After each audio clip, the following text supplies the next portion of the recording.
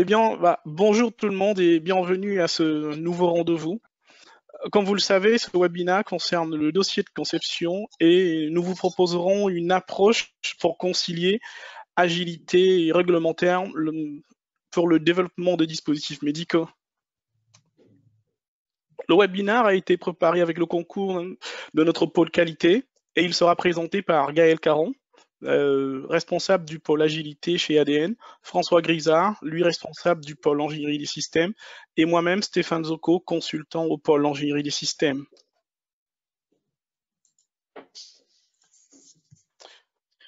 Au sommaire, on va vous présenter le cadre général en introduction ainsi que le modèle de données qui servira de support à la présentation. Nous vous proposerons par la suite les outils, nous vous présenterons les outils agiles utilisés, en l'occurrence Jira et Confluence. Il s'ensuivra une introduction du concept d'ingénierie des systèmes dans un contexte agile. Nous ferons par la suite un focus sur les éléments de solutions outillées pour la production du dossier de conception.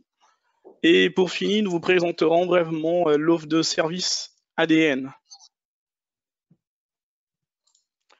Sans plus tarder, en termes d'introduction, nous savons tous que lors de la conception d'un dispositif médical, la réglementation impose aux fabricants de respecter certaines conditions, notamment ceux désirant recevoir le marquage CE.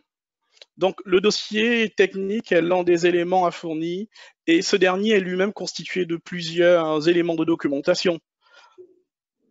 Ici, nous n'allons absolument pas vous présenter en tout cas la génération de tous les documents faisant partie du dossier de conception, mais nous avons pris, l'idée étant tout simplement de prendre l'un des exemples de documentation demandée par le BSI, qui est un organisme notifié au UK. Et nous allons faire un focus sur des éléments spécifiques, à savoir les éléments d'analyse de risque, les éléments de gestion suivi de projet, les éléments de gestion de modification ainsi que des éléments de design. Il faut aussi noter, avant tout d'ailleurs, que l'intérêt d'utiliser des outils agiles tels que Jira, Confluence ici présentés réside dans le fait de gérer la donnée et non directement la documentation. Donc, ce qui permet d'adapter facilement la production des documents en fonction de l'organisme notifié de référence. Puisque généralement, ces organismes demandent les informations, demandent la même information, mais la documentation doit être structurée de manière différente.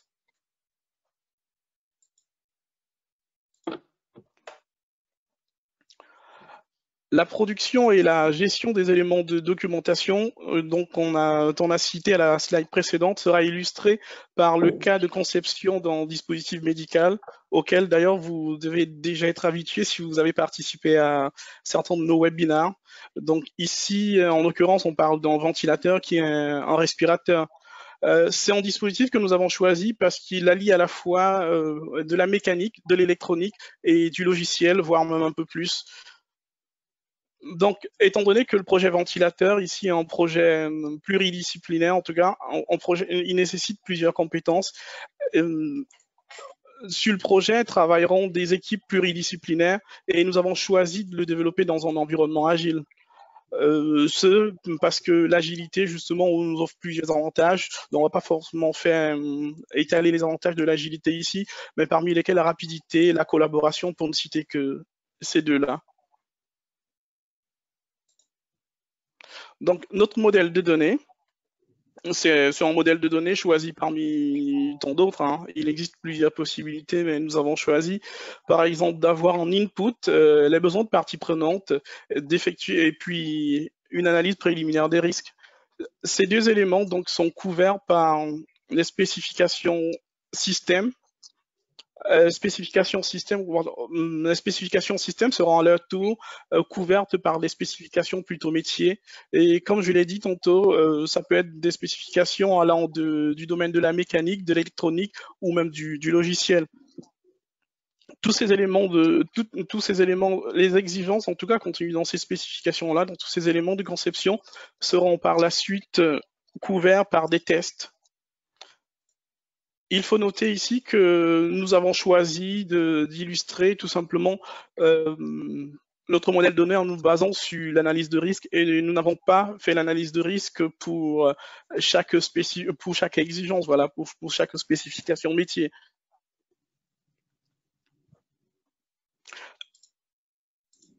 Donc ici, la particularité de travailler dans des éléments de la suite Atlassian, voilà, en environnement agile, c'est la possibilité de gérer la conception, de gérer le projet en parallèle des éléments de conception. Donc ici, l'outil nous donne la possibilité notamment de travailler en mode agile, donc d'utiliser les stories, d'utiliser des tâches et surtout d'attribuer les tâches directement aux membres d'équipe, ce qui justifie la flexibilité dont j'ai tout à l'heure à laquelle j'ai fait référence tout à l'heure. Et l'outil donne la possibilité de lier les objets de différentes natures, donc de créer les liens entre les éléments de conception et les éléments de gestion de projet. Vous allez voir par la suite, je pense que par la suite, cela sera beaucoup plus clair et vous verrez effectivement les liens qui peuvent être créés et comment est-ce qu'ils peuvent servir le projet. Bon, avant d'aller plus loin, je vais vous présenter les outils de la suite Atlassian, dont en l'occurrence, on les a cités déjà, Jira et Confluence. Eh bien, Jira est un outil de gestion d'objets de toute nature. Ces objets, nous avons repartis en deux catégories. Donc, les éléments appelés activités, qui sont les éléments que vous connaissez, user story et des tâches, et puis des éléments de conception. Ici, nous les appellerons artefacts. Donc, ça sera des exigences, ça sera des risques, ça sera des tests et autres. L'outil a l'avantage, en tout cas, de permettre de donner plusieurs possibilités, parmi lesquelles non seulement la personnalisation des champs que l'on voudrait afficher dans une exigence, ou alors la possibilité de contrôler le cycle de vie de chaque exigence grâce à la signature électronique, le workflow, de gérer les droits utilisateurs et surtout de piloter et suivre la santé du projet grâce aux éléments de gestion de projet. Le second outil dont nous parlerons, le second outil que nous avons utilisé, c'est tout simplement Confluence. Et Confluence est un outil de type wiki qui permet la création et la gestion de documents sous forme de pages. Et il faut noter que l'outil est nativement lié à Jira. C'est une notion super importante qui servira pour la suite. Donc, l'outil permet notamment de rédiger, structurer des documents, de stocker des documents, voire même des documents externes, d'organiser les documents en forme de dossier, de piloter le cycle de vie de chaque objet, dont des différentes pages, en intégrant aussi la signature électronique. Et il a l'avantage de permettre la comparaison de documents, et ce qui facilite le suivi de modifications, pour ne citer que ces éléments. Et pour la suite, si je résume un peu ici, les avantages liés à l'utilisation des outils de la suite Atlassian, dont Jira et Confluence. Donc, il y a notamment son interface web. Donc, l'outil est finalement accessible via n'importe quel browser. Il intègre la signature électronique, élément plutôt pratique, surtout compte tenu du contexte sanitaire actuel. Il permet de maîtriser le cycle de vie des différents objets à travers le workflow. Il intègre la gestion de droits, des droits d'utilisateurs en lecture-écriture et autres. Il permet naturellement de gagner du temps, et vu que les éléments peuvent être facilement liés entre eux, justement, il permet de garder une certaine traçabilité. Et naturellement, ce sont des outils de travail collaboratif. Voilà. Pour la suite, je vous laisse entre les mains de François qui va vous présenter le concept d'ingénierie système dans un environnement agile. Merci Stéphane. Juste peut-être une seconde, François, avant que tu commences. On peut revenir à la slide précédente, juste. Donc l'idée est juste, au cas où vous ne connaîtriez pas trop bien Jira et Confluence, donc ces outils à la base ont plutôt été développés dans une approche de servir plutôt des équipes de développement et donc de gérer plutôt des stories, des éléments agiles, donc plutôt des tâches, des choses comme ça, donc des éléments d'activité. Tout l'objet en fait de cette intervention aujourd'hui, c'est de vous montrer qu'en appliquant un certain nombre de méthodologies que va vous présenter François juste après et un certain nombre d'outils, on va arriver à pouvoir produire l'ensemble des données que l'on souhaite maîtriser et produire au sein de nos sprints de conception pour pouvoir à la fin créer nos documents qui vont soutenir notre dossier de conception. Donc toute l'idée, c'est de voir à quel point on va devoir pas tordre ces outils, mais leur apporter des petites modifications, apporter des nouveaux éléments, des nouveaux éléments de maîtrise pour faire la démonstration complète qu'on peut à la fois traiter des éléments d'activité, de la gestion de projet, du suivi de projet, typiquement le mode agile, et aussi des objets et des données à l'intérieur de ces objets qui soutiennent la maîtrise de notre conception. Je t'en prie, François. Très bien. Des précisions qui étaient potentiellement utiles, effectivement. Donc, moi, je prends la suite. Donc, François Grégoire-Lapersonne, directeur du département ingénierie système chez ADN. Donc, avant d'en arriver aux éléments de solution là qu'on va vous présenter dans la suite de ce webinaire, ce qu'il faut savoir, donc, c'est que l'outillage qu'on va vous présenter, il peut exprimer son potentiel, qu'on essaie de vous faire ressentir, que si la démarche d'ingénierie système respecte un certain nombre de pratiques, de principes et bonnes pratiques sur lesquelles je voulais insister avant de passer à l'outil, aux outils, pour être plus précis.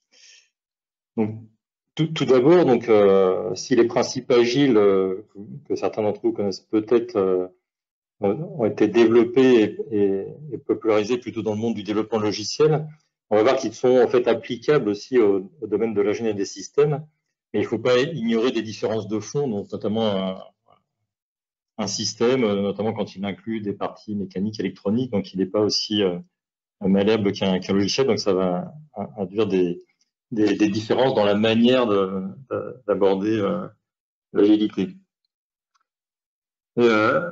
Agile ou pas, donc un processus d'ingénierie système se doit de produire ces documents et c'est même souvent une obligation réglementaire en plus d'être une bonne pratique. Et d'ailleurs, donc même dans le cas d'un système purement logiciel, outre le cas de développement d'applications jetables qui ne nous intéresse pas ici, je pense, cette documentation est donc nécessaire pour organiser la collaboration des équipes, le client ou l'équipe marketing, l'équipe système, les spécialistes des différents domaines, ainsi pour garantir donc la qualité et la complétude de la traçabilité, donc pour vérifier que les besoins des parties prenantes ont bien été couverts, que les risques ont été pris en compte, que les exigences sont testées correctement. Et aussi pour permettre derrière une gestion des évolutions rigoureuses, donc des analyses d'impact, une traçabilité entre les demandes de changement et les artefacts impactés.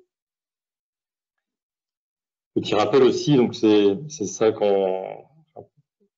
petit message par documentation, comme on a déjà pu un peu l'aborder dans l'introduction, ça ne veut pas dire forcément fichier Word, Excel, en tout cas pas à l'origine, même si on verra qu'on peut générer ce genre de fichier à partir de Jira et Confluence.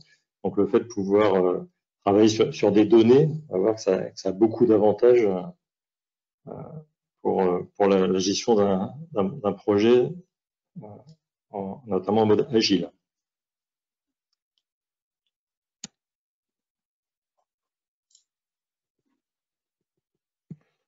Voilà, donc là,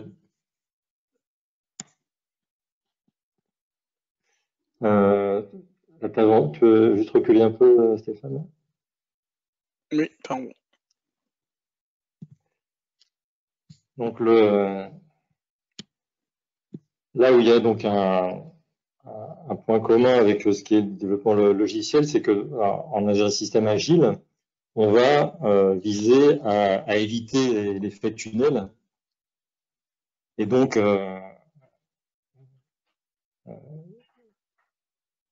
privilégier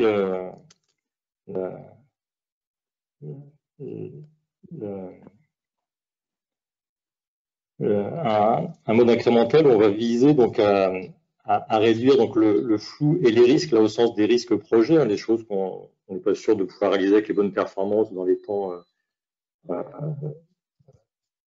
les temps espérés, en justement commençant en priorisant les exigences qui vont être les plus impactantes pour le système. Donc typiquement, hein, on a un exemple assez usuel, donc commencer par celles qui vont avoir le plus d'impact sur l'architecture. Ça va aussi nous amener à utiliser intégration et vérification continue, donc l'utilisation de modèles exécutables, de simulation, surtout pour les parties mécaniques, électroniques qui peuvent être plus longues à rendre disponibles pour pouvoir faire du test au plus tôt. Et ce qui sera important, donc, c'est que l'implication des parties prenantes et aussi la collaboration en interne. Donc le fait justement d'impliquer tout le monde en même temps, donc éviter surtout que l'équipe système discute avec le client, puis après une fois qu'ils ont tout défini, ils s'en vont sur d'autres projets, et puis aux mécaniciens et techniciens de travailler avec une difficulté d'accéder aux clients. Là, on veut surtout faire en sorte que tout le monde, du client jusqu'au domaine, travaille en même temps avec cette visée, hein, comme on a dit au début, d'adresser en premier les parties les plus risquées. Et donc de rapidement réduire le flou. On peut passer à la slide suivante. Donc les principes agiles, hein, comme on s'est détaillé, restent pertinents pour les développements de systèmes, hein, même s'il y a une manière un peu différente de les aborder du fait qu'il n'y a pas la même malléabilité de tous les composants du système, avec l'objectif donc de livrer de la valeur, donc des choses qu'on va pouvoir vérifier, valider, tester, donc il y a au début donc des revues, puis de plus en plus des modèles, des simulations, des tests qu'on va faire intervenir des bouchons pour pouvoir simuler les parties non encore disponibles. Donc ça doit faire partie de la stratégie de développement en ingénierie système agile. Point suivant. Donc être actif au changement, donc c'est là notamment que le fait de pouvoir faire des analyses d'impact, ça va pouvoir nous aider à être un peu plus confiant quand on fait des changements sur une conception qui est partie sur un premier ensemble d'hypothèses, et puis là, une partie des hypothèses qui change. Donc, les principes agiles et la traçabilité au sein d'outils type Jira, Confluence va pouvoir nous aider à être plus réactifs aux changements et confiants dans ces changements. Comme je disais, donc intégrer, tester en continu, donc c'est important donc de prévoir tous les outillages donc, qui vont nous permettre d'effectuer donc ces tests, donc via des simulations, des bouchons pour pouvoir donc tester au plus tôt et donc anticiper les incohérences, donc pas attendre que tous les composants soient prêts pour tout intégrer. Et puis donc impliquer effectivement les parties prenantes, donc les clients extérieurs, mais aussi donc ça inclura aussi le fait de favoriser la collaboration en interne dans les équipes multidisciplinaires. C'est aussi important donc que tout le monde travaille en même temps avec, comme on va le voir, dans des objectifs successifs qui sont partagés par tout le monde. Donc une petite illustration là, pour dire, alors qui n'est pas issu du dispositif médical, parce que c'est plutôt là, dans le domaine du département de la défense américain, mais c'est pour montrer que donc même dans des systèmes qu'on pourrait penser pas forcément agiles, ils ont réfléchi à produire finalement les mêmes documents qu'ils faisaient dans leur cycle cascade traditionnel, mais pour les raisons qu'on vient d'évoquer, donc réduire le flou, réduire les risques projets, favoriser la collaboration entre les parties prenantes jusqu'aux responsables des différents domaines, y compris donc les sous-traitants, de faire au maximum tout le monde travaille en même temps, en parallèle de concert avec des objectifs communs. Diapo suivante. Donc, dans la suite, on a utilisé donc en l'occurrence l'outil Jira pour représenter deux types de catégories d'éléments, donc les activités et les artefacts, avec chacun ayant des propriétés différentes. Donc les activités, c'est tout ce qui va être donc les user stories en tâches. Alors donc pour ceux qui utilisent déjà des méthodologies agiles type Safe, dans la suite on va surtout parler de user story, mais il faut prendre par un micro-objectif sur lequel on cherche à aligner tous les participants au projet en support de cette démarche agile. Donc on peut aussi parler, parce que user story, ça pourrait vouloir signifier qu'il faut forcément que ça développe une fonctionnalité visible de l'utilisateur final. Sur le développement d'un système, on peut aussi avoir besoin d'avoir des tâches qui sont plutôt liées à la définition de l'architecture, dans des choses un peu cachées. Donc on va plutôt développer dans des non-functional requirements. Voilà, donc on peut avoir différentes notions. Donc soit on n'a que des user stories, mais sur lesquelles ça pourrait être intéressant d'avoir des typologies différentes pour les distinguer les différents objectifs, ou carrément avoir des objets différents. L'objectif reste le même.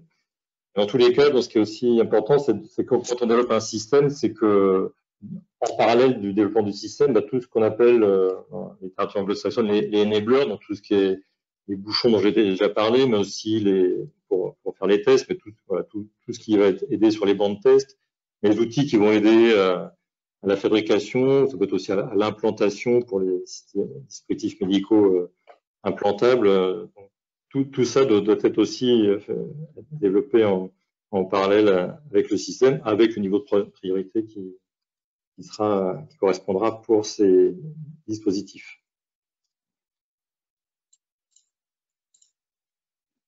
Voilà. Ce que visait à développer les activités, c'est bien ces artefacts. Donc, les activités, c'est ce qui va rendre compte des tâches réalisées au niveau du projet, mais l'objectif, c'est dans le mode agile, c'est bien de produire ces différents artefacts. Donc, on va pas parler directement de documents. Après, on pourra organiser ça en documents, mais on va gérer plus finement que les documents, donc les différents grains d'information. Donc, typiquement, la liste que j'ai indiquée ici, en partant des besoins des parties prenantes, les risques, les fonctionnalités du système, les exigences de différents niveaux, les tests, etc., les éléments de conception, le code logiciel, éventuellement d'autres éléments traçables. C'est une liste assez usuelle. Les suspects, donc ils vont être les produits de ces activités. Donc, diapo suivante, c'est une user story. Donc c'est là où c'est un des intérêts de démarche agile, c'est comme je disais en introduction, le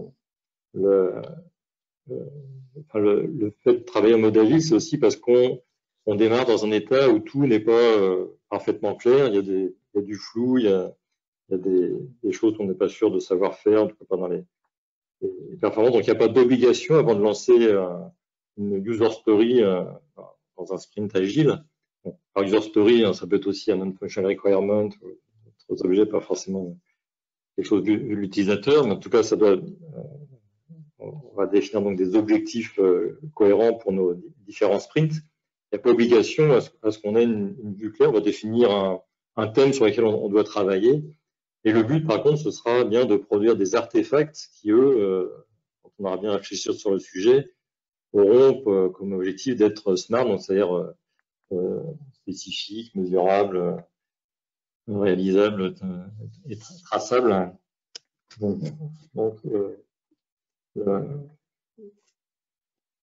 niveau artefact, donc le but reste bien d'avoir des choses précises qui permettront de tester le système et de le définir précisément.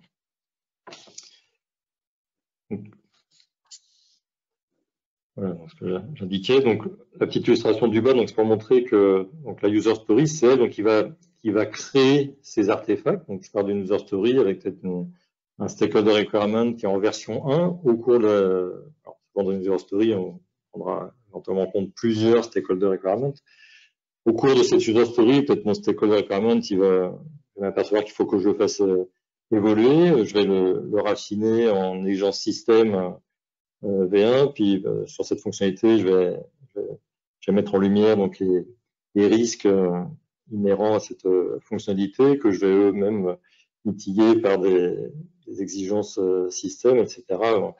Voilà, donc sur cette illustration, j'ai pas mis d'éléments de niveau plus bas, mais quand on va voir son illustration ultérieure, on peut, pour une user story, aborder tous les niveaux qui vont me permettre de valider, tester le résultat de ma user story.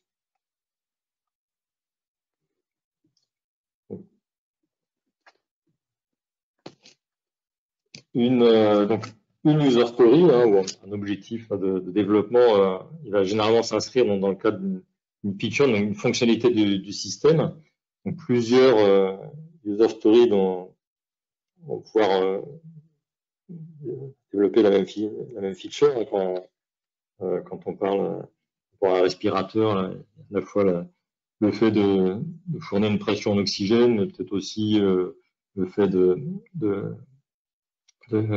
pouvoir monitorer le fait de l'alimentation électrique. Donc ça va être un certain nombre de fonctionnalités qu'on va aborder pour le développement de ce système dans le cadre d'une ou plusieurs user stories. Et donc, à mesure qu'on va sur une même feature, faire des user stories successives pour approfondir un sujet, on va pouvoir remettre en cause des éléments précédents, voire en compléter, en annuler certains. Donc ça, c'est la vie normale d'un projet. L'animation suivante. Donc, ce qui va nous intéresser quand on dans le dossier technique, c'est au final la version résultante de toutes ces grains qu'on a déjà évoqués, l'exigence de parties prenantes, exigence système, test et autres.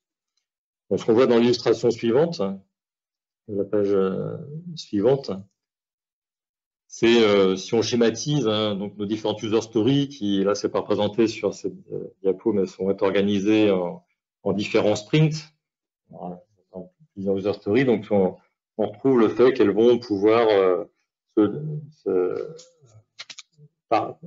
en tranches donc aborder les différentes parties de l'architecture du système, faire apparaître de nouveaux éléments. Et quand on va vouloir savoir pour une release donnée, qui constituera le dossier technique, ça va être la résultante de toutes ces activités. Voilà. Pareil, on va poursuivre, même chose pour la release 2, etc. Donc chaque release, donc ça va être une consolidation de tout ce qui a été fait. Donc oui, on peut passer à la diapo suivante. Donc ce qu'il faut bien considérer, c'est que faut éviter justement de considérer que c'est la somme de ces user stories, donc bien distinguer ce qui est activité de ce qui est artefact. Il y a un lien entre les deux, qu'on va illustrer, comme on a déjà pu le voir sur les diapos, mais tout ce qui est user story activité, c'est ce qui entre dans la gestion de projet. Les artefacts, donc exigences et autres, ça va être le résultat de ces activités. Et comme les différentes activités peuvent avoir ajouté, complété, annulé les mêmes éléments, c'est uniquement la version résultante qui nous intéressera pour une activité. On va pouvoir donc dans le cadre de ces user stories, donc mettre à jour donc les artefacts. On résume finalement ce qu'on a vu dans la slide précédente. Donc créer, mettre à jour nos différents artefacts. Donc, avant d'aller plus loin, je peux dire qu'on avait prévu de faire un petit sondage, un premier sondage qu'on a peut-être pas fait à l'issue de la production. Est-ce que Stéphane, est-ce que tu peux lancer des petits sondages sur lesquels on va vous demander de répondre? Donc, un premier sondage, donc aujourd'hui, vous diriez que la production de votre dossier de conception, elle est manuelle, en partie automatisée ou entièrement ou presque entièrement automatisée? Quelques secondes pour répondre.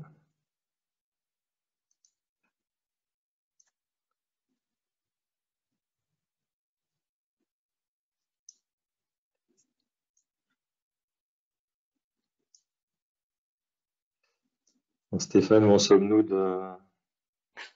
Là, je pense que 87% des participants ont voté. Je pense qu'on a un résultat à peu près fiable, donc on peut partager le résultat. Et voilà, affichons ce résultat.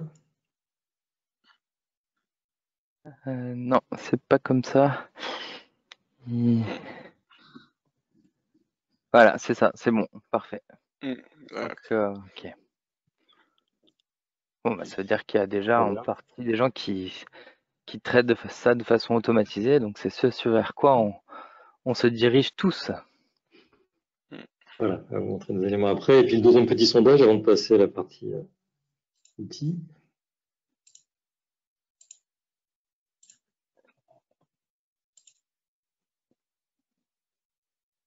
Donc, comment jugez-vous votre processus de développement actuel, hein, votre processus les processus de conception de vos systèmes? Est-ce qu'il vous semble pas agile du tout, un peu agile, plutôt agile, voire très agile?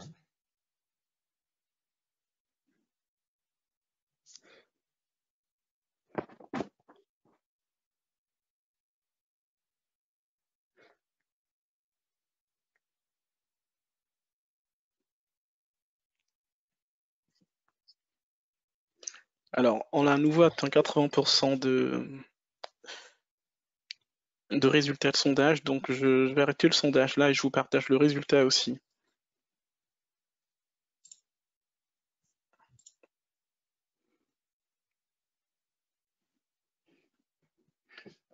Voilà, donc ouais, ça fait partie entre un intérêt pour l'agile, même si c'est pas encore complètement abouti, et puis pour une bonne part d'entre vous dans quelque chose qui est déjà bien avancé en termes d'agilité. Très bien.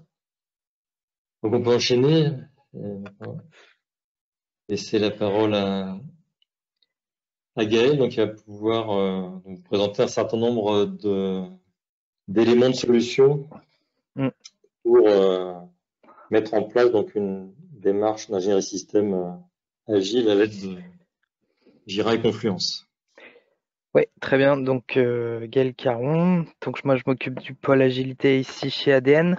Je m'excuse d'avance, j'ai eu un problème là. J'ai eu une coupure internet juste avant. Donc, si ça se reproduit, je demanderai à mes collègues de me remplacer le temps que ça revienne.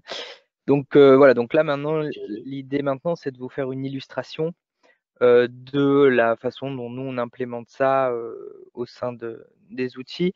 Et donc, bon, il y a beaucoup de choses à voir, donc on va forcément passer assez vite sur certains points. Puis je vous invite à revenir vers moi ou vers nous si besoin, à poser des questions. Et puis sinon, à revenir de façon un peu plus. On aura un peu plus de temps plus tard si vous le souhaitez. Donc, on y va. Tu peux passer la diapo, s'il te plaît? Ouais. Donc, bon, le premier élément, évidemment, c'est qu'il va falloir intégrer une gestion de projet. L'idée ici, c'est pas de faire du tout un cours sur la gestion de projet, ni de voir en fait ce qui peut se passer dans Jira. Ce qu'on peut retenir tout simplement, c'est que la méthode agile est aussi une méthode de gestion de projet. Et donc, du coup, on va avoir un certain nombre, soit de méthodes, soit d'outils, soit d'éléments à notre disposition.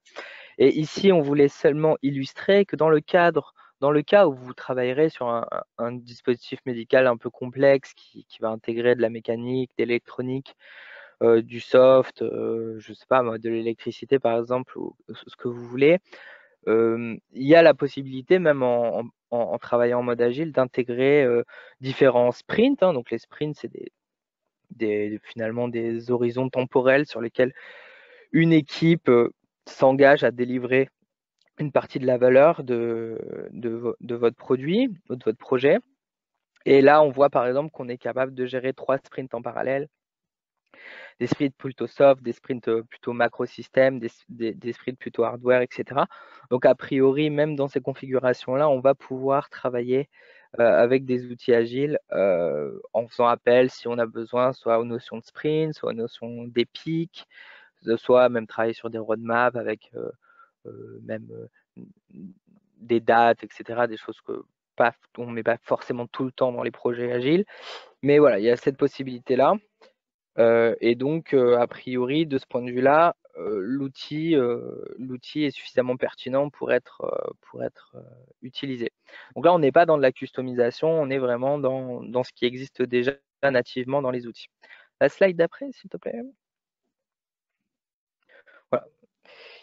Un autre élément, concept qui va être très intéressant aussi, évidemment, ça va être de la notion de release, la notion de version. Donc après, on les met un peu comme on veut, mais on peut partir de l'idée, en tout cas entre nous pour aujourd'hui, de dire que une release X, ça va être une version du produit qu'on va mettre sur le marché, par exemple. Et donc, ça veut dire que c'est à ce moment-là, au moment où on va faire cette release-là, qu'on va devoir produire tout notre dossier de conception. Donc, évidemment, la conception doit être terminée, en tout cas avec les fonctionnalités qu'on s'est données. Et puis, on va devoir aussi, du coup, produire l'ensemble des documents qui ont trait à ce produit-là dans sa version X produit pour la release Y. Donc ça, c'est des notions qui existent aussi de façon native dans les outils agiles et puis notamment dans Jira. Et donc, on va aussi s'appuyer sur cela pour gérer de façon correcte nos développements et notre développement dans le temps long, entre guillemets. Donc pas uniquement se focaliser sur une version et puis après, la prochaine, on reprendra tout à zéro. Non, le but, c'est d'être dans une forme de continuité et de gérer les changements de façon intelligente. Voilà, merci pour la diapo. Et donc, du coup, on va commencer à implémenter exactement ce dont vous a parlé François. Donc, ce que François a rappelé, en fait, c'est que pour gérer de façon concrète un système un peu complexe et pour pouvoir produire ces données-là dont on a besoin pour nos documents finaux, on va devoir implémenter un certain nombre d'objets qu'on va appeler des artefacts et qui vont vivre avec le projet de développement.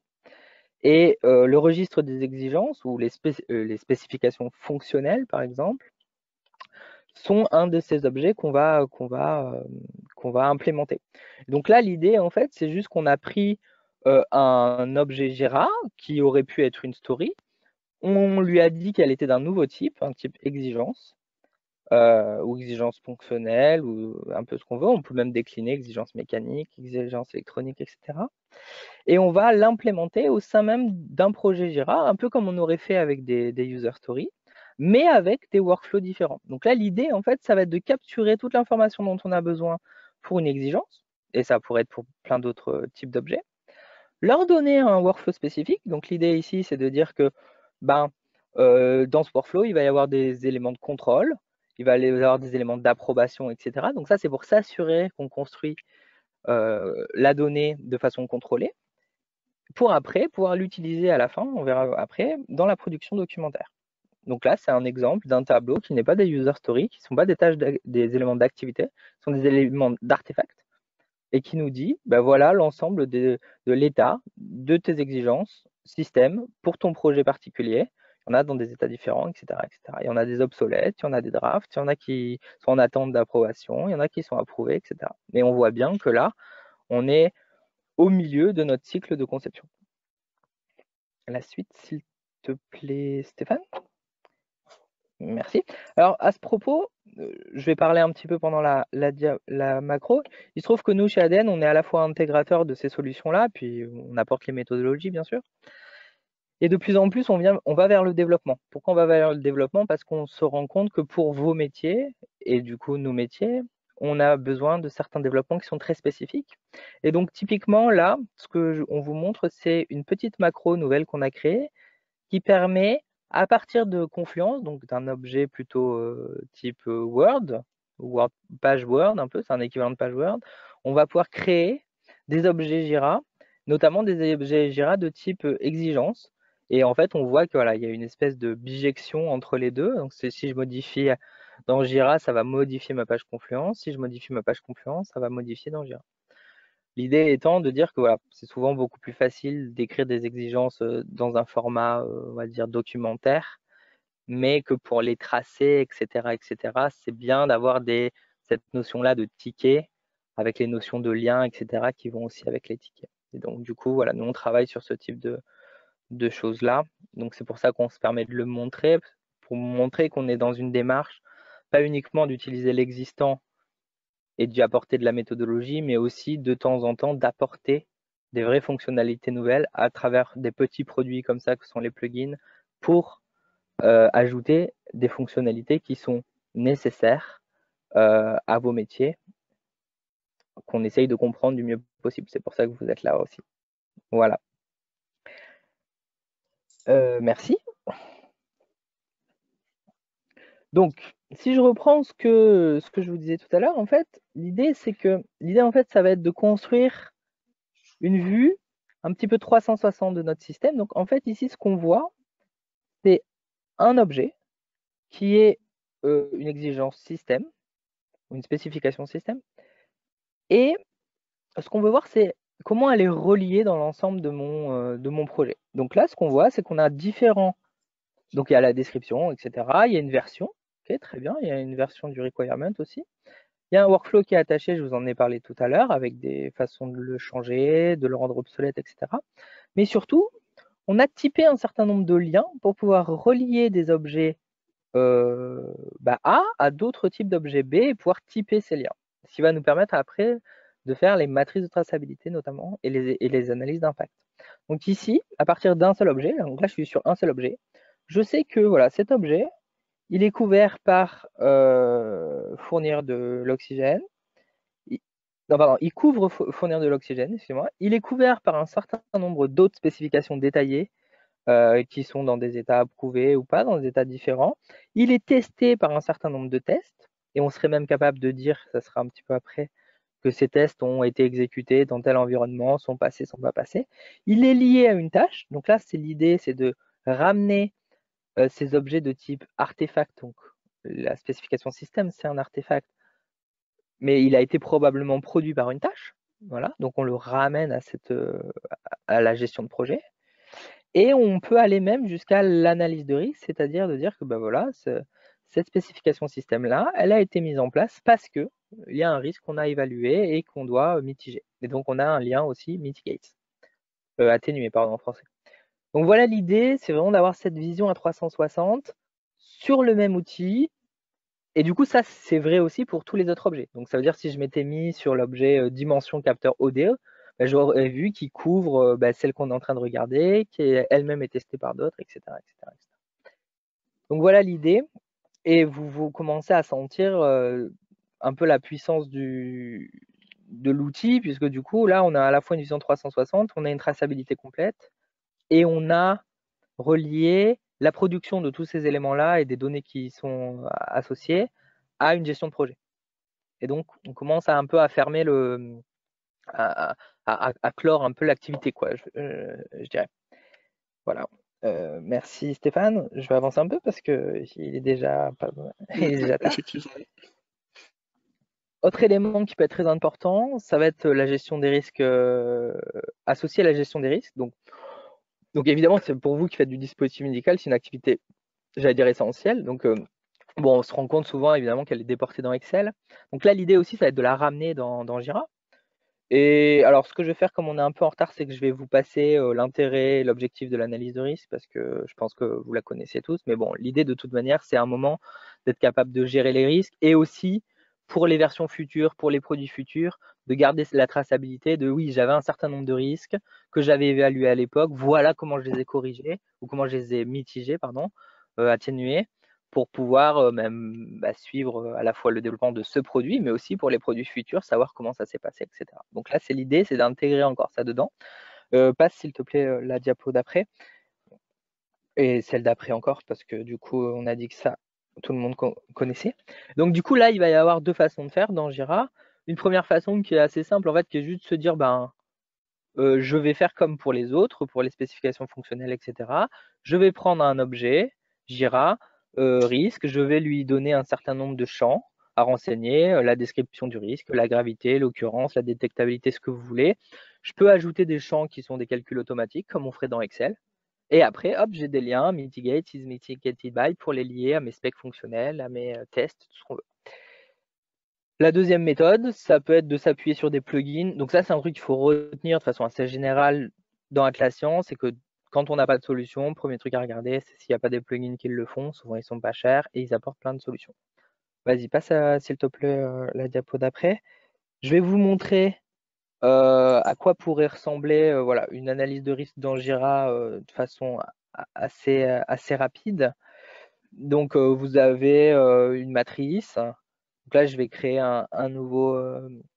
Donc, ce plugin-là, il se revendique ISO 14971 en plus, donc ça peut rassurer. Je vais avoir ma matrice de risque et puis je vais avoir un peu ma feuille Excel où je vais avoir un certain nombre de risques à identifier, à caractériser, etc. Il va faire les calculs tout seul en fonction de la matrice de risque. Et évidemment, comme c'est des objets Jira, vous allez pouvoir les relier derrière, comme je vous montrais tout à l'heure, à tous les autres objets de type artefact ou de type tâche, pourquoi pas, qui vous intéressent. Donc voilà, je pense que là vous faites bien l'idée à quoi ça peut ressembler. L'idée c'est d'essayer de ne pas déporter l'analyse de risque ailleurs, parce qu'après les liens, la traçabilité, la gestion va être compliqué. Voilà. Et on verra par la suite qu'en plus tout ça, ça devient facilement extractable. On peut l'extraire facilement, extractible, pour en faire des documents. Allez, je te propose, s'il te plaît, Stéphane, de passer. On va peut-être même pas passer celle-là. Celle-là, c'est l'autre méthodologie qui est et la même. C'est juste qu'on a fait le détail nous-mêmes. Voilà, on va arriver dans la partie importante. Je préfère passer un peu de temps sur l'autre, s'il te plaît. Voilà, merci. Vas-y, remonte. Ouais, parfait. Donc, maintenant, ce qu'on a vu, c'est qu'on a structuré nos outils et on a la bonne méthode pour à la fois traiter la conception d'un point de vue de son activité et la capture et la maîtrise des données de conception dont on va vouloir se servir pour créer nos documents. Le postulat de base, c'est de se dire, c'est pas parce qu'on travaille en cycle en V ou en agile que les documents qu'on va vouloir produire à la fin sont différents, puisque la démonstration qu'on veut faire, donc que le système est sous contrôle, et puisque vous demandent les organismes notifiés, les agences réglementaires, c'est la même chose. Donc, le premier principe, c'est qu'on va devoir produire la même chose. La question, c'est est-ce qu'on peut adapter leur production? Est-ce que tu peux passer au slide suivant, s'il te plaît? Donc, l'idée, voilà, c'est de se dire, au lieu de penser document, pensons d'abord données, intégrons les équipes réglementaires, qualité, validation, appelez-les comme vous voulez, dès les phases de conception au même rituel agile, pour que eux-mêmes puissent contrôler en partie la donnée qui est produite pendant ces phases-là et capturer la bonne aussi. Donc on conçoit l'outil, ça c'est ce qu'on a vu ensemble, avec les bons workflows, avec les bonnes typologies d'objets. Et ensuite, on va capitaliser sur l'ensemble de ces données qui vont être reproduites régulièrement au fur et à mesure des sprints de conception pour pouvoir automatiser l'extraction de données à la fin, et uniquement à la fin, dans des documents. Et donc du coup, l'effort qu'on va faire au début de la mise en place, etc., va rendre le coût de production des documents marginal. Donc c'est vraiment ça l'idée. Est-ce que tu veux bien passer, s'il te plaît, à la phase d'après? Donc les prérequis, c'est évidemment tout ce dont on a parlé avant. Hein. Donc on a un ensemble d'objets dans Jira qui vont exister, des artefacts notamment. Chacun de ces objets a son workflow propre avec signature électronique si besoin et contrôle aussi des personnes réglementaires, qualité, ce qu'on veut. Pourquoi? Ça, c'est pour dire, de toute manière, ma donnée a été produite dans des bonnes conditions et je l'ai contrôlée. Et donc, je peux l'utiliser de façon automatique à la fin. Sinon, ça pose un problème de mal maîtriser la production de données ou la capture de données. Donc, l'idée, c'est souvent d'avoir un état figé, donc un état dans le workflow où personne ne peut modifier l'objet, à part à le refaire passer dans un workflow. Donc, à le refaire partir en gros en état brouillon et le faire refaire son cycle. Et associer les objets à une release, ça on l'a vu tout à l'heure, parce qu'évidemment, on va vouloir extraire par release. Vas-y, s'il te plaît, tu peux passer la diapo suivante. Une fois qu'on a tous ces prérequis-là, je vais vous montrer deux méthodes assez simples pour produire les documents. Donc en fait, là, je suis dans Confluence. Et ce que je vais faire, c'est que je vais produire mon document de spec. Alors la production de document de spec, en fait, ça va être très simple. Alors là, je me suis encore plus facilité la tâche. Voilà, j'ai un template de spec que j'ai mis, qui existe dans mon Confluence à moi, c'est facile pour moi. Et ce qu'on va voir, c'est que dans ce template-là, il y a un petit tableau. Et un petit tableau qui en fait est destiné ici à extraire. Donc ça, c'est une requête d'extraction des données Jira. Donc là, je vais extraire pour mon projet System Requirements tous les types spec fonctionnels. Et voilà, avec la bonne version. Et je veux avoir leur clé, leur résumé et leur description. Je pourrais avoir d'autres choses si ça m'intéresse, leur état, leur statut, ce que je veux. Là, hop, j'ai mon document qui est produit. Donc ça a pris 10 secondes. Il suffit juste d'avoir la bonne requête d'extraction. Et ça, c'est très simple à faire. Une fois qu'on a compris comment ça marche, ça prend 2 minutes. Voilà. Et donc voilà, l'idée c'est, hop, ces données-là, elles ont été produites de façon contrôlée, et donc je peux les utiliser telles quelles. Voilà. Et donc je vais pouvoir créer tout mon document. La deuxième méthode, qui peut être un peu plus compliquée ou un peu plus aboutie, c'est de faire exactement la même chose, mais de ne pas le faire avec Confluence, de le faire avec Word. Donc là, en fait, ce qui se passe, c'est qu'on a écrit une façon d'extraire les données dans un template Word. Et on va faire exactement la même chose, c'est qu'on va appliquer cette extraction-là à un ensemble de specs fonctionnels. C'est la même extraction. Et du coup, lui, il va me générer automatiquement un document Word structuré, comme je veux, qui va contenir l'ensemble des données qu'il a pu récupérer de Jira. Donc là, vous avez la page de garde, un peu des choses au début, et hop, tous les éléments qui ont été extraits de façon automatique. Donc par quoi il est couvert, qu'est-ce qu'il couvre, etc., etc. Donc voilà, typiquement, votre document de spec fonctionnel, on est presque au niveau de la matrice de traçabilité, qui est un document si difficile à produire. Voilà, donc j'espère que vous voyez l'idée, je ne vais pas insister pendant trop longtemps. Est-ce qu'on peut passer à la diapo suivante, s'il te plaît? Et en plus, voilà, on arrive. Alors voilà, la petite petit plus, ou je sais pas comment on pourrait dire.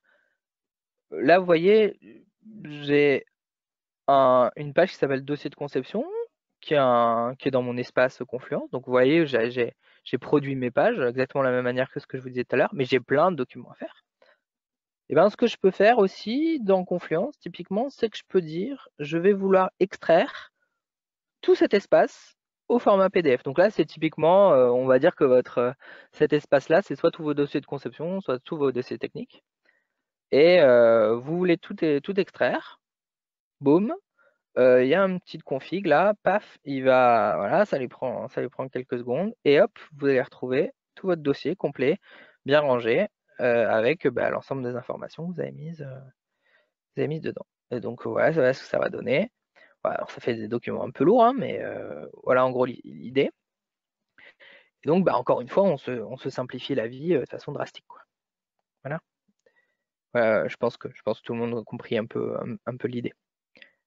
Très bien.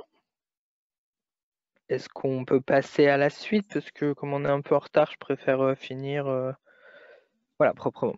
Donc là, juste pour terminer, alors je vais passer vraiment rapidement dessus. L'idée, c'est de vous montrer que voilà, les matrices de traçabilité, elles sont faciles à produire aussi, avec les mêmes types d'outils. En fait, à partir du moment où on a la bonne typologie, on a les bons types de liens entre les objets, matrices de traçabilité, elles se font toutes seules.